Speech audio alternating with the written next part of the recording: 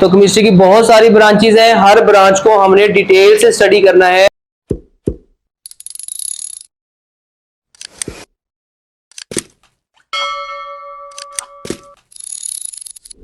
हमारे पास सबसे जो पहली ब्रांच है वो है फिजिकल केमिस्ट्री। अब फिजिकल केमिस्ट्री में हमने किन किन चीजों के बारे में पढ़ना है? Physical chemistry deal with the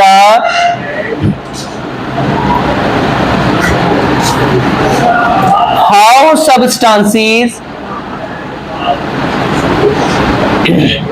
behave at atomic and molecular level. Physical chemistry में हमने ये स्टडी करना है कि सब्सटेंसेस एटॉमिक लेवल के ऊपर और मॉलिक्यूलर लेवल के ऊपर कैसे बिहेव करती हैं।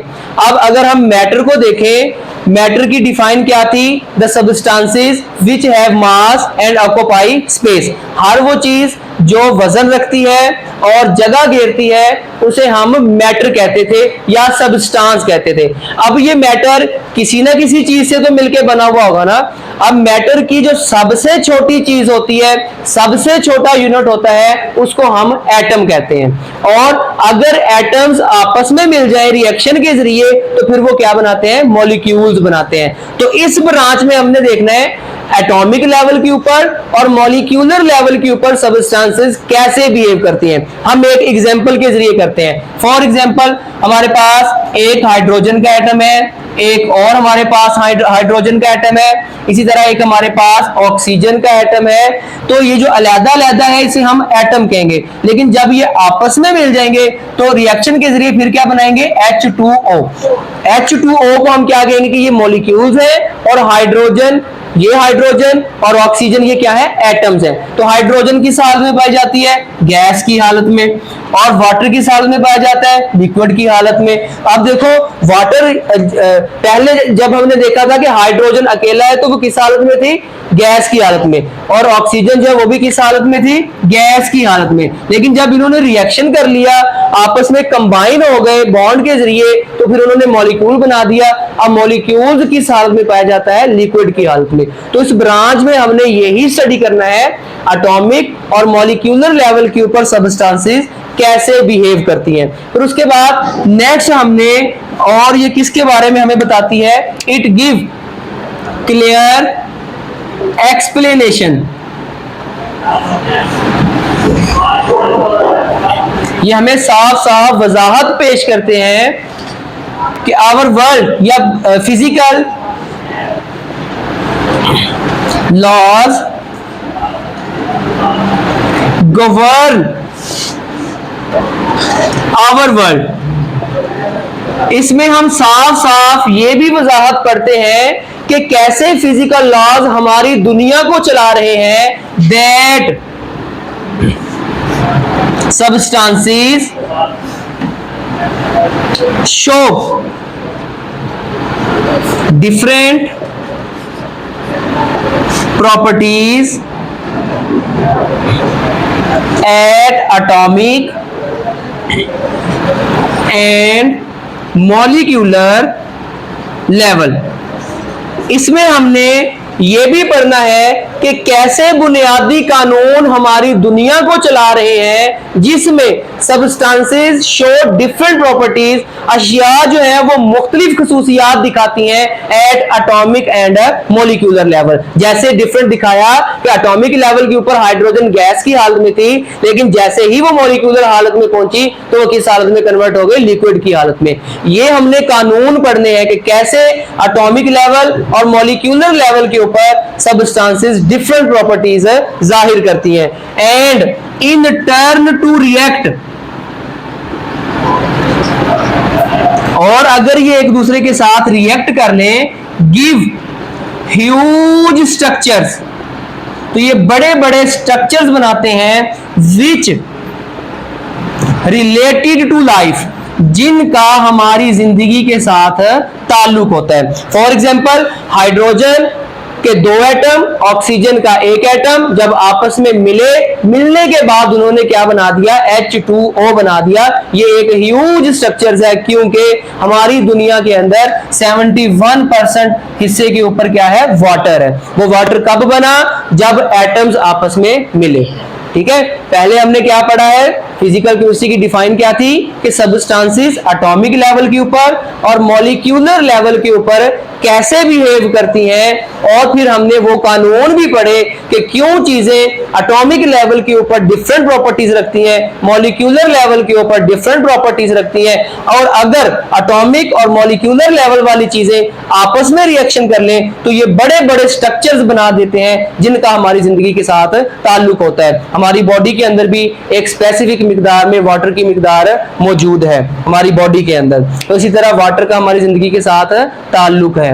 तो इस तरह जैसे नमक का पहाड़ है, वो कैसे बना है, सोडियम और क्लोरीन आपस में मिले, सोडियम का एटम और क्लोरीन का एटम आपस में मिलने के बाद फिर उन्होंने ह्यूज स्ट्रक्चर्स बनाया, और फिर हम वो नमक जो है खाने के लिए इस्तेमाल करते हैं। अब नेक्स्ट ये है इसका स्कोप। अगर हम फिजिकल केमिस्ट्री पढ़ लें तो हम किस फील्ड में जा सकते हैं, इसमें आ जाएगा we predict and change the rate of reaction. अगर हम फिजिकल केमिस्ट्री को पढ़ लेंगे तो हम रिएक्शन के रेट का अंदाजा भी लगा सकते हैं, रिएक्शन की रफ्तार का अंदाजा भी लगा सकते हैं, और उस रिएक्शन की रफ्तार को चेंज भी कर सकते हैं। अगर हम रिएक्शन की रफ्तार को चेंज कर सकें तो इसका मतलब है 10। इसीलिए वी ऑप्टिमाइज का मतलब होता है बेहतर करना, द कंडीशंस सूरत हाल को टू कैरी आउट रिएक्शंस करने के लिए इन इंडस्ट्रीज, फैक्ट्रियों के अंदर। अगर हम फिजिकल केमिस्ट्री पढ़ लेंगे, अगर हमें पता चल जाएगा कि रिएक्शन की रफ्तार क्या है, अगर हमें पता चल जाएगा कौन सी सूरत हाल के ऊपर रिएक्शंस की रफ्तार ज्यादा होती है, तो हम वो सूरत हाल देकर रिएक्शंस को ऑप्टिमाइज करके, बेहतर करके हम क्या कर सकते हैं, फैक्ट्रियों के अंदर रिएक्शन की रफ्तार को बढ़ा सकते हैं, तेज कर सकते हैं। अब फॉर एग्जांपल हमारे कंट्री के अंदर ज्यादा आबादी है, उसको ज्यादा साबुन की जरूरत है। साबुन कहां बन रहा है, फैक्ट्रियों के अंदर बन रहा है ना। अब फैक्ट्रियों के अंदर अगर साबुन की प्रोडक्शन कम होगी तो क्या इस मुल्क के अंदर रहने वाले लोगों की जरूरियात पूरी होंगी? नहीं होंगी। हमें क्या करना पड़ेगा, फैक्ट्रियों के अंदर साबुन की प्रोडक्शन को बढ़ाना पड़ेगा। कैसे बढ़ेगी? जब रिएक्शन के रेट को बढ़ाएंगे। जब रिएक्शन का रेट बढ़ेगा, साबुन की प्रोडक्शन ज्यादा होगी, तो फिर हम जो है सोसाइटी की जो नीड है, जरूरत है, उसको पूरा कर सकते हैं। समझ आ गई फिजिकल केमिस्ट्री की? तीन चीजें इसके अंदर आपने, दो चीजें देखनी है, एटॉमिक लेवल के ऊपर और मॉलिक्यूलर लेवल के ऊपर सब्सटेंसेस कैसे बिहेव करती हैं। फिर हमने क्या पढ़ना है कि कैसे बुनियादी कानून एटॉमिक और मॉलिक्यूलर लेवल के ऊपर डिफरेंट खसूसियात को जाहिर करते हैं किसी भी अशिया की या सब्सटेंसेस की। फिर हमने देखना है कि अगर वो आपस में रिएक्शन कर ले तो बड़े बड़े स्ट्रक्चर्स बन जाते हैं जिनका हमारी जिंदगी के साथ ताल्लुक है। फिर अगर हम फिजिकल केमिस्ट्री पढ़ लेंगे, अच्छे से हमें समझ आ जाएगी या इस फील्ड में चले जाएंगे, तो फिर हम रिएक्शन के रेट का अंदाजा भी लगा सकते हैं, उसको चेंज भी कर सकते हैं, और रिएक्शंस की सूरत हाल को बेहतर करके रिएक्शन की रफ्तार को भी ज्यादा कर सकते हैं फैक्ट्रियों के अंदर। अब नेक्स्ट हमारे पास है inorganic chemistry.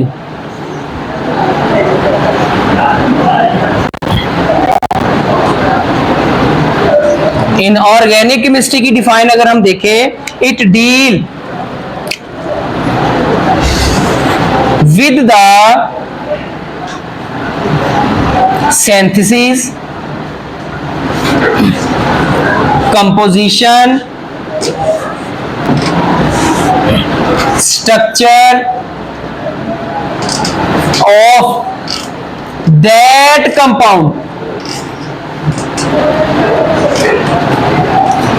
which contain little or no carbon। Chemistry की इस ब्रांच के अंदर हमने वो कंपाउंड पढ़ने हैं, उनकी सिंथेसिस, उनकी तैयारी पढ़नी है, कंपोजिशन, उनकी तरकीब पढ़नी है कि वो किन किन चीजों से मिलकर बने हुए हैं, स्ट्रक्चर, उनकी साख्त पढ़नी है, कैसे उनके अंदर एटम की अरेंजमेंट हुई हुई है, ऑफ दैट कंपाउंड, उन कंपाउंड की विच कंटेन लिटिल और नो कार्बन, जिसके अंदर या तो कार्बन बिल्कुल थोड़ी मिकदार में मौजूद हो या फिर बिल्कुल ही मौजूद ना हो, उन कंपाउंड्स को हम स्टडी करेंगे किसमें, इनऑर्गेनिक केमिस्ट्री में। समझ आ रही? अब नेक्स्ट अगर हम देखें इसमें कौन कौन से कंपाउंड्स आ जाएंगे, इसमें आ जाएंगे हमारे पास मेटल्स आ जाएंगे, नॉन मेटल्स आ जाएंगे, या मिक्सचर ऑफ दीज, या इन दोनों का मिक्सचर आ जाएगा, साल्ट्स आ जाएंगे, एसिड्स आ जाएंगे और बेसिस आ जाएंगे। ये जितने भी कंपाउंड्स हैं, अगर वो कंपाउंड्स मेटल्स हैं या नॉन मेटल्स हैं या मिक्सचर ऑफ दीज, इन दोनों का मिक्सचर है, या साल्ट्स नमकियात हैं, एसिड्स या तेजाब है, बेसिस या असास है, इनकी पहचान हम पहले भी पढ़ चुके हैं। वैसे भी एक दफा आप लोग इनकी पहचान कर लो कि मेटल्स किनको कहते हैं, जिनमें से इलेक्ट्रिसिटी गुजर जाती है, जैसे लोहा हो गया, सोना हो गया, चांदी होगी, सारे सारे क्या है, मेटल्स। इनको हमने स्टडी करना है किसमें, इनऑर्गेनिक केमिस्ट्री में। नॉन मेटल्स वो है जिनमें से इलेक्ट्रिसिटी नहीं गुजर सकती, फॉर एग्जांपल वुड, लकड़ी नॉन मेटल है, इसमें से इलेक्ट्रिसिटी नहीं गुजर सकती, ये भी हमने स्टडी करनी है किसमें, इनऑर्गेनिक केमिस्ट्री में। मिक्सचर ऑफ दीज, या इन दोनों के मिक्सचर्स हो सकते हैं, वो भी हमने स्टडी करना है किसमें, इनऑर्गेनिक केमिस्ट्री में। उसके बाद साल्ट्स जो नमकियात होते हैं, वो भी हमने स्टडी करना है किसमें, इनऑर्गेनिक केमिस्ट्री में। एसिड्स जिनका जायका खट्टा होता है, इनकी पहचान ये है, वो भी हमने स्टडी करना है किसमें, इनऑर्गेनिक केमिस्ट्री में। बेसिस जिनका जायका कड़वा होता है, वो भी हमने स्टडी करना है किसमें, इनऑर्गेनिक केमिस्ट्री में। मतलब ये जितने भी कंपाउंड्स हैं, इनको देखना है हमने कि ये तैयार कैसे होते हैं, इनकी सिंथेसिस कैसे होती है, ये किन किन चीजों, मतलब कंपोजिशन क्या है, और इनके अंदर एटम्स की अरेंजमेंट भी क्या है, वो भी हमने स्टडी करनी है किसमें, इनऑर्गेनिक केमिस्ट्री में। अब नेक्स्ट अगर हम इसका स्कोप देखें कि अगर हम इनऑर्गेनिक केमिस्ट्री पढ़ेंगे तो हम किस फील्ड के अंदर जा सकते हैं, तो इसमें सबसे पहले आ जाएगा फर्टिलाइजर,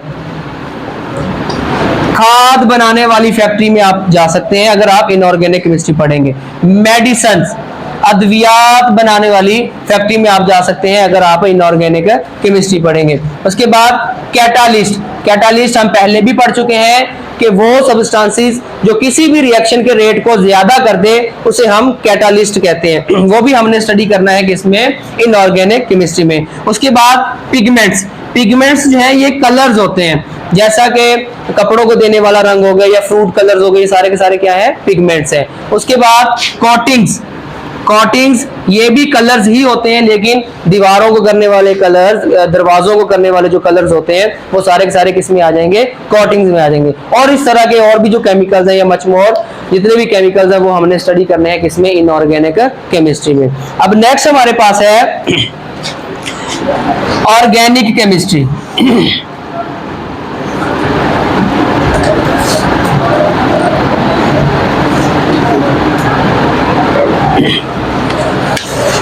ऑर्गेनिक केमिस्ट्री में अगर हम देखें, इसमें भी डिफाइन बिल्कुल इनऑर्गेनिक केमिस्ट्री की ही तरह आपने करनी है। It deal with the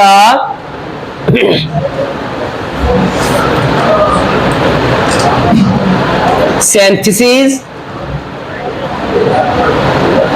composition, structure, properties, reactions of that compound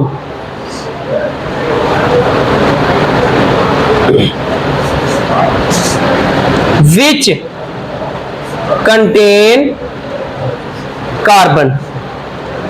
हमने उन कंपाउंड्स की सिंथेसिस मतलब तैयारी पढ़नी है, कंपोजिशन वो किन किन चीजों से मिलकर बने हैं, स्ट्रक्चर उनका स्ट्रक्चर किस तरह का है, उनके अंदर एटम्स की अरेंजमेंट कैसी है, प्रॉपर्टीज उनकी खसूसियात क्या है, रिएक्शंस उनके केमिकल रिएक्शंस क्या हैं, ऑफ दैट कंपाउंड किन कंपाउंड के, विच कंटेन कार्बन जिनके अंदर कार्बन मौजूद होगी। लेकिन अदर देन कुछ कंपाउंड्स के अलावा। वो कंपाउंड्स कौन कौन से? वो आ जाएंगे हमारे पास कार्बोनेट्स, बाइकार्बोनेट्स, ऑक्साइड्स, कार्बाइड। ये कंपाउंड्स वो हैं। अब कार्बोनेट किसे कहते हैं? कार्बोनेट हम कहते हैं CO3।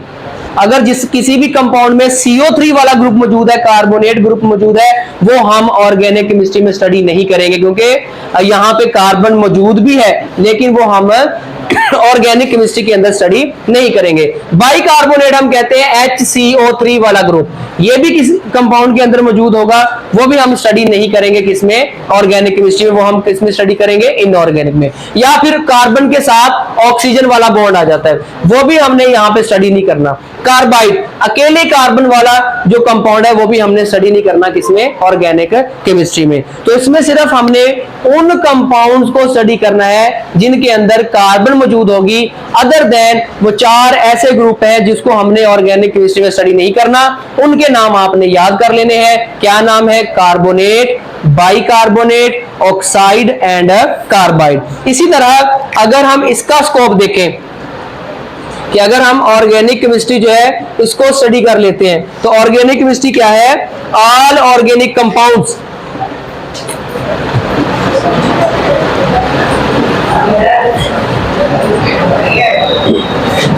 important to life and present in all form of a life। किसी भी किस्म की जिंदगी के अंदर तमाम के तमाम ऑर्गेनिक कंपाउंड जो हैं वो मौजूद होते हैं। जैसा कि हमारी बॉडी के अंदर लिपिड्स हैं, प्रोटीन्स हैं, कार्बोहाइड्रेट्स हैं, ये सारे के सारे कार्बन कंटेनिंग वाले कंपाउंड्स हैं। ये हमारी लाइफ के अंदर, ये हमारी बॉडी के अंदर मौजूद भी होते हैं और इनका हमारी जिंदगी के साथ गहरा ताल्लुक भी होता है। जैसा कि जितने भी ये डीजल, पेट्रोल वगैरह हो गए या गैस वगैरह हो गई जो हम खाना बनाने के लिए इस्तेमाल करते हैं, पेट्रोल हम गाड़ियां चलाने के लिए इस्तेमाल करते हैं, ये सारे के सारे क्या हैं? ऑर्गेनिक कंपाउंड्स हैं। समझ आ गई इसकी तीनों ब्रांचेस की?